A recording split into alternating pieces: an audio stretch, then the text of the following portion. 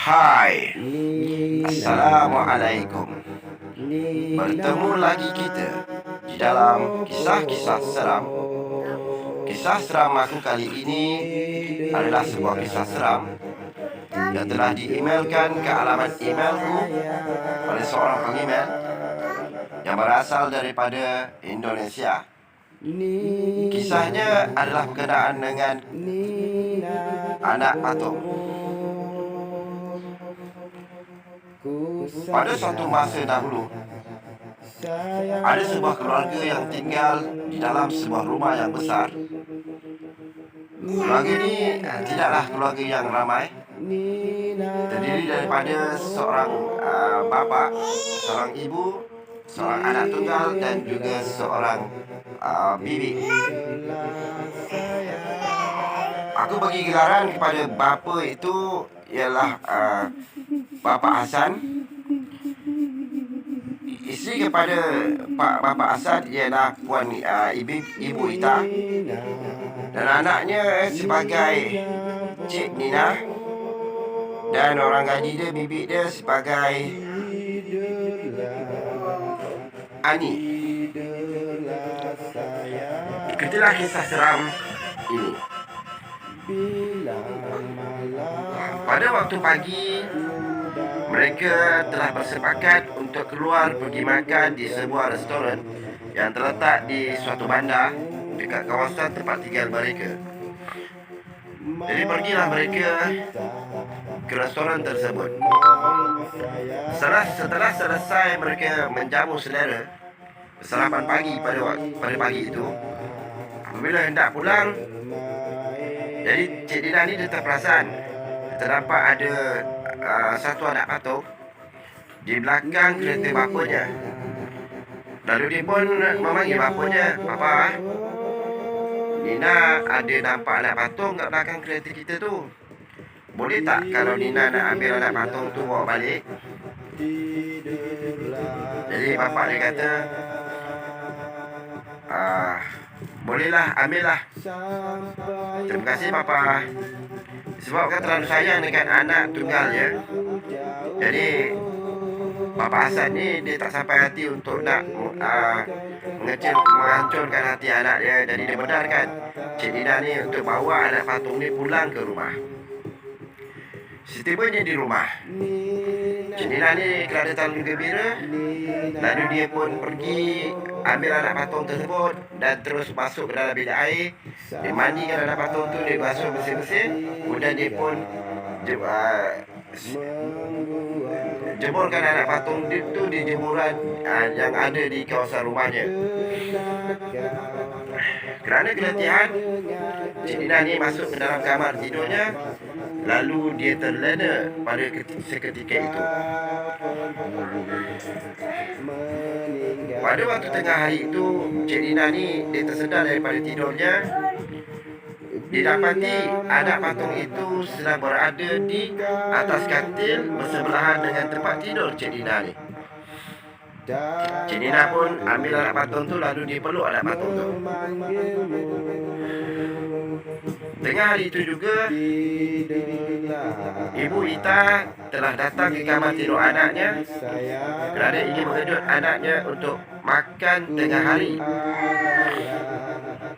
Jadi apabila dipanggil dengan panggilan Cik Nina, anak kesayangannya itu, lalu Cik Nina pun menyahutlah, "Ya, Mama. Baik sayang meh, mari kita makan." "Baik Mama, nanti Nina datang." Cik Nina pun terus keluar daripada kamar tidurnya. Dia letaknya anak patung itu di atas katil di dalam bilik tidurnya. Jadi dia pun keluar. Bila dia keluar, pergi ke meja makan. Lalu mereka pun sembang-sembanglah makan. Pada ketika itu, Cik Nina bertanya kepada ibunya, "Ibu, Mama, terima kasih ya, kerana Mama telah mengambil anak patung yang Nina sidai dekat ampayan tu dan letakkan di atas katil Nina." Mamahnya hanya terdiam saja. Daripada raut wajah mama Cik Dina ni kelihatan seperti orang yang dalam kebingungan. Lalu dia pun memandang suaminya, Bapa Hasan. Bapa Hasan pun saling pandang memandang di antara satu sama lain. Lalu Puan Ita, Ibu Ita pun terfikir mungkin Bibi Ani yang letakkan anak patung tu di atas katil Cik Nina. Jadi Ibu Ita pun memanggil lah Bibi Ani. Bibi, mari sekejap. Bibi ke tadi yang letakkan anak patung tu dalam bilik tidur Cik Nina? Bibi hanya menggelengkan kepala dan tidak berkata apa-apa. Lalu persoalan tu hanya terhenti sampai di situ saja. Setelah makan, Cik Nina pun masuklah ke kamar tidurnya. Bila dia masuk, dia cari anak patungnya yang diletakkan di atas katil. Tapi anak patung tu tidak berada di atas katil. Sebaliknya, anak patung tu berada di almari soletnya. Jadi dia kata, puas aku cari. Rupanya dia kat sini kau ya. Kerana anak patung tidak mempunyai nama, lagi Cik Dina pun letaklah nama anak patung sebagai anak patung Bobo. Jadi mulalah pengalaman seram yang berlaku dalam keluarga kecil itu. Pada waktu malam, sedang Cik Dina tidur, tiba-tiba Cik Dina terasa seperti ada orang yang datang menggoncangkan badannya. Apabila Cik Dina tersedar daripada tidurnya, dia melihat anak patung itu sedang menggoncang-goncangkan badannya dan bercakap dengannya. Apa yang anak patung itu cakap kepadanya ialah, Nina, jomlah kita main. Nina, jomlah kita main. Kata anak patung itu kepada Nina. Bobo, kau boleh bercakap ya? Apabila Cik Dina memandang mata si Bobo, kelihatan matanya merah dan pandangannya sangat menyeramkan. Lalu Cik Dina pun mencampakkan anak patung itu ke bawah katilnya. Lalu dia pun menjerit, memanggil papa dan mamanya. Dan dia pun menangis ketika itu. Suara jeritan Cik Dina ni dapat didengar oleh Pak Hasan dan Ibu Ita. Lalu kedua-duanya bergegas ke kamar tidur Cik Nina dan mendapati anaknya sedang menangis teresak-esak sambil di bibirnya mengatakan perkataan takut, seram, Pa, Ma, Nina takut. Lalu Pak Hasan pun dan Ibu Ita pun bertanya kepada Nina, apa yang Nina takutkan? Anak patung tu, Pa. Anak patung tu. Jomlah kita tidur. Nina, marilah tidur bersama dengan kami di dalam bilik tidur papa dan mama ya. Jomlah, Nina takut, Pa. Lalu mereka pun bergegaslah pergi ke bilik tidur Bapa Hasan dan juga Ibu Ita. Apabila sampai di sana, mereka cuba mententeramkan Cik Dina dan akhirnya Cik Dina pun tertidur pada ketika itu. Pada keesokan harinya, Bapa Hasan mengejut Cik Dina untuk pergi ke sekolah. Cik Dina pun bangun dan mandi bersiap-siap untuk pergi ke sekolah. Apabila Ibu Ita masuk ke dalam kamarnya, didapati Cik Nina terbaring kedesuan. Sedangkan pakaian seragam sekolahnya sudah dipakai. Tetapi keadaan Cik Dina pada ketika itu tidak berapa sihat kerana dia telah demam panas pada masa itu. Jadi Ibu Ita pun memanggil suaminya. Pa, Mari ke sini sekejap. Pak Hasan pun datang. Pak Hasan pun datanglah kepada Ibu Ita dan bertanya, apa halnya? Anak kita ni, Nina tak sihat. Nina demam panas. Kalau macam tu, tak payahlah ke sekolah. Marilah kita bawa dia pergi hospital. Sebelum mereka bertolak pergi ke hospital, Bapa Hasan masuk ke dalam bilik kamar tidur di Cik Nina dan mengambil anak patung tersebut. Lalu dimasuk ke dalam plastik kerana ingin membuangnya daripada keluar daripada rumah mereka apabila dalam perjalanan nanti.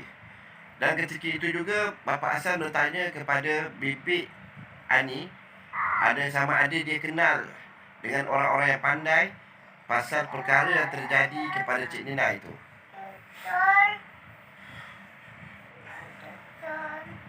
Lalu Bibi Ani pun kata dia ada mengenali seorang lelaki, iaitu seorang ustaz yang tinggal tidak jauh berhampiran daripada rumah mereka.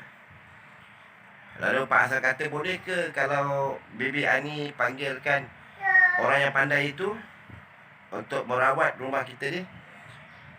Jadi Bibi Ani kata, baiklah, saya akan bertanyakan hal itu dulu kepadanya. Jadi Bibi Ani pun menelpon ustaz tersebut. Ustaz tu bagi jawapan, dia kata dia akan datang selepas waktu asar nanti. Jadi Pak Hasan pun merasa lega lah apabila mendengar percakapan yang keluar daripada mulut Bibi Ani itu. Lalu mereka pun keluar. Dan pada hujung kampung tu, Pak Hasan telah membuang anak patung itu ke dalam kawasan longgokan sampah. Lalu mereka pun terus bergegas pergi ke hospital kerana ketika itu Cik Nina dalam keadaan yang begitu serius, bercakap seorang diri dan penuh dingin dan keluar sentiasa, dan keadaannya panas dan badannya agak lemah pada masa itu. Jadi apabila mereka pulang semula ke rumah, dan Cik Nina pun dia tak bagi Cik Nina duduk kesorangan dalam bilik. Masa tu diorang ni bila sampai di rumah, diorang akan duduk di ruang tamu. Bila duduk ruang tamu sambil menonton televisyen tu, sambil tu menepuk lah Cik Nina supaya tidur setelah diberi ubat makan dan semua. Jadi Cik Nina pun tidur lah kat ruang tamu tu. Tibalah waktu asar tu, tiba-tiba kedengaran pintunya diketuk oleh seseorang daripada luar. Ibu Ita bangun bergegas ke pintu, lalu membuka pintu tersebut dan didapati ada seorang lelaki yang sedang berdiri. Dan ketika itu lelaki itu bertanyakan, adakah ini rumah Bapa Hasan? Ya, ini adalah rumah Bapa Hasan. Ni siapa? Saya ustaz yang telah dipanggil oleh Bibi Ani tadi, pagi tadi. Silakan masuk ustaz. Apabila ustaz tu masuk, ustaz tu tanya, boleh ceritakan kepada saya apa yang telah berlaku? Jadi Bapa Hasan pun dan Ibu Ita pun menceritakan kisah yang berlaku kepada anak kesayangan mereka, daripada A sampailah Z. Jadi selesai cerita, ustaz pun berkata, boleh mana satu kamar Cik Nina? Kamar Cik Nina berada di atas, tingkat atas tu, bilik nombor 1. Jadi ustaz pun pergilah ke depan pintu Cik Nina. Apabila ustaz berada di depan pintu Cik Nina, ustaz berkata kepada Bapa Hasan dan juga Ibu Ita, yang dikata oleh ustaz itu ialah,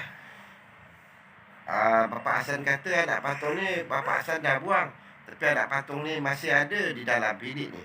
Saya dapat merasai aura jahat anak patung tersebut. Jadi Bapa Hasan kata, saya dah membuangnya. Macam mana pula anak patung tu boleh ada di dalam kamar tidur anak saya?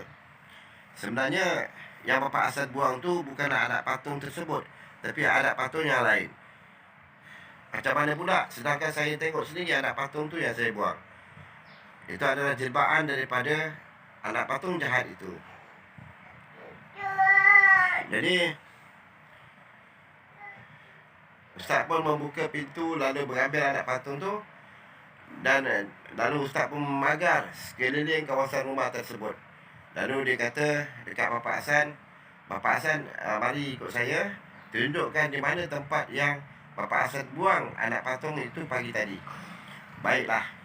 Jadi mereka pun menaiki sebuah kereta lalu bergegas ke tempat yang telah dibuang, yang telah Bapak Hasan membuang anak patung dari pagi tadi. Jadi bila sampai di sana, dia kata, cuba Bapak Hasan tengok anak patung itu. Betul lah Ustaz, ini anak patung yang lain. Tapi macam mana anak patung yang tadi masa saya buang, muka dia sama macam anak patung yang Ustaz pegang tu.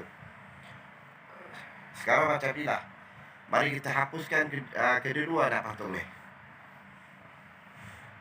Lalu mereka pun membakar kedua-dua anak patung itu. Dan selesai membakar, mereka pun dalam perjalanan pulang ke rumah, Ustaz menceritakan bahawa dia telah mengenali Tuan punya anak patung ni. Tuan punya anak patung ni adalah seorang dukun. Dukun yang meramal. Anak patung ni adalah kepunyaan seorang dukun. Dukun ni adalah seorang yang peramal ilmu hitam, ilmu sihir. Jadi anak patung tu adalah sebahagian daripada pujaan dia semasa dia beramal dengan ilmu sihir tersebut. Ustaz berkata kepada Bapak Hasan yang dia adalah orang yang telah merawat dukun tersebut. Ketika itu dukun tu dia telah menginsafi dirinya, dan sekarang dukun tu telah menjadi dukun yang sangat baik. Dia tidak lagi beramalkan ilmu-ilmu hitam tersebut. Kemungkinan ada seseorang yang telah mengambil anak patung tu lalu meletakkan di belakang kereta Bapak Hasan. Dan anak patung tu, sesiapa pun yang akan tengok anak patung tu, mereka akan terasa ingin untuk mendapatkannya. Itulah kisah seram yang terjadi pada keluarga Bapak Hasan. Dan jika anda suka dengan cerita yang aku sampaikan kepada anda, aku harap anda subscribe, komen, like dan share. Dan semoga kita bertemu lagi di dalam kisah-kisah seram yang akan menghantui diri anda. Apa-apa pun, bye-bye dan Assalamualaikum. Salam sejahtera. Bye.